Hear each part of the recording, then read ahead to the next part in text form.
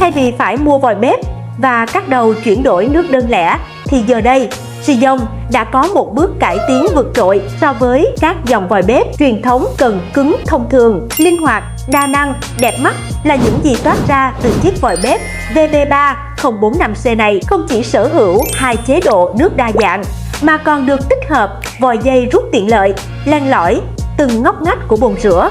Một chiếc vòi bếp chuẩn hàng sẽ mang đến một trải nghiệm mỹ mãn nhờ thiết kế sang trọng, bắt mắt. Ngoài ra, Sejong còn sử dụng chất liệu đồng 61A cao cấp, không chứa tạp chất nên rất an toàn cho sức khỏe.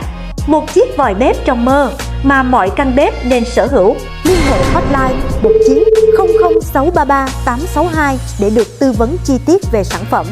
Hoặc mong muốn trở thành đối tác đại lý chính thức của Sejong, vui lòng liên hệ đến số 096 93 09 489 để biết thêm chi tiết.